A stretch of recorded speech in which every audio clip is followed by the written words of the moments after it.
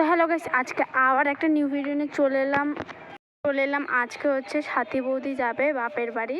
তো আমরা এখানে আগাতে যাব। তো এখানে সুমিরাও ভিডিও করছে, ওদেরকেও সাবস্ক্রাইব করতে পারো। আর এই দেখো সাথী বৌদি বাপের বাড়ি যাবে, আমরা আগাতে যাব।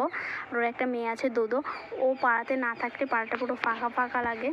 সুমিদেরকেও সাপোর্ট করবা, সুমিদেরকেও চ্যানেলটাকে সাবস্ক্রাইব করবা, সৃষ্টি সুমি চ্যানেলটার নাম। তো এরা হচ্ছে ওই মেয়ে, এরাও নিউ চ্যালেঞ্জ করেছে। আমি বললাম ব্লগ কর, তো ওরা ব্লগ করছে।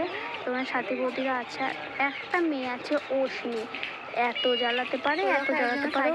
দেখো সাইকেল নিয়ে আসছে, নতুন সাইকেল চালানো শিখেছে বলে পাকামো করছেন। আমার যদি গানটা, আমার ভয়েসের মধ্যে গান যদি পাও, তাহলে বাবা সুমি আমাকে গান দিয়ে জ্বালাচ্ছে। এর জন্য হচ্ছে এটা।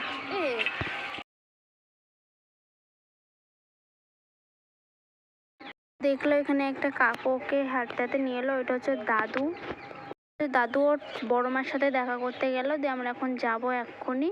তো দেখছো আমাদের মনটা খুবই দুঃখ হয়ে যাচ্ছে, ও পাড়াতে না থাকলে ফাঁকা ফাঁকা লাগে। তো এখানে সাথী বৌদি দাঁড়িয়ে আছে, ওর কাকুর সাথে দেখা করা হয়ে গেলো। আর সুমি সারাক্ষণ ভিডিও মানে ও একটা নিউ চ্যালেঞ্জ করেছে, ভিডিও করবে না তাই কখনো হয়। আমি বলছি তোর মুখটা দেখাই যাচ্ছে না ক্যামেরাতে, আমারটা দেখা যাচ্ছে।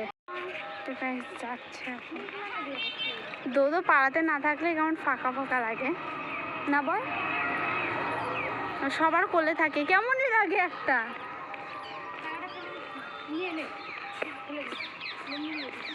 দেখো সুমি সবসময় আমাকে পিছনে ফেলে আগে আগে চলে যাচ্ছে, বলছি দাঁড়া ভাই আমার জন্য দাঁড়া। ওরা ইয়েই করছে না, এখন ব্লগ করতে ব্যস্ত। তো ওদের ব্লগ আমি একটু হাই হ্যালো করছি। তো হাই রোডে গিয়ে দেখা হচ্ছে পুরো। তো পুরো ভিডিওটা দেখবেন, স্কিপ করবেন না, ওকে গাইস। আম দেখতে পাচ্ছ, আমার তো লোভ লেগে যাচ্ছে, কিন্তু তুলতে দিবে না। মানুষ ভাবছে ওদের আমগুলো জাস্ট। তো গাইস, তো এইখানে এই গাছটাতে ভীষণ আম ছিল, আমাদের দেখে লাল টপ টপ করে পড়ছিল। তাই আমরা ভাবলাম একটু ভিডিওই করে নিই। একার কেন লাল টপবে, তোমাদেরও একটু লালটা পড়বে আমটা দেখে। তো গাইস, কারা কারা আম খেতে ভালোবাসে একটু কমেন্টে বলো প্লিজ। তো আমি তো বিরাট ভালোবাসি, আমাদের এই 3 বান্ধবী জড়ি, ওরাও খুবই ভালোবাসে আম খেতে। তো ওরা এখন একটা কথা বলছিল, কি কথা বলছিল আমি ভুলে গেছি, তাই বলিনি। চলো পুরো গিয়ে দেখা হচ্ছে।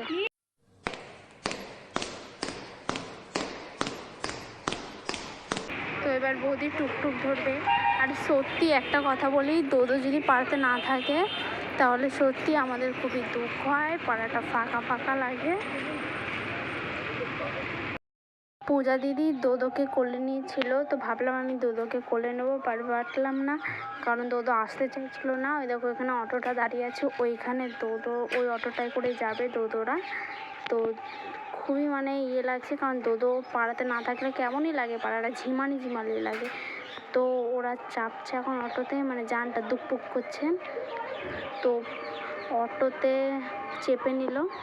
তোমরা বলবা জানটা কেন দুকপুক করছে, দোদো পাড়াতে না থাকলে জানটা এমনিই দুকপুক করে। আর জুতোটা পড়ে গেছিলো নিচে, দিয়ে আবার পূজা দিয়ে তুলে দিল দোদোর জুতোটা। তো গাইস, আমরা দেখে টাটা করলাম, তারপরে বাড়ি যাচ্ছি। তো বাড়ি চলে এসেছি, এবার আমরা বাড়ি যাবো হেঁটে হেঁটে। তো যাওয়ার সময় মনে হচ্ছিলো এত তাড়াতাড়ি মানে রাস্তা শেষই হচ্ছে না, যাওয়ার সময় এত তাড়াতাড়ি শেষ হচ্ছে। তো ভিডিওটা এই পর্যন্ত, লাইক কমেন্ট সাবস্ক্রাইব করতে বলবেন না। Love you, tata.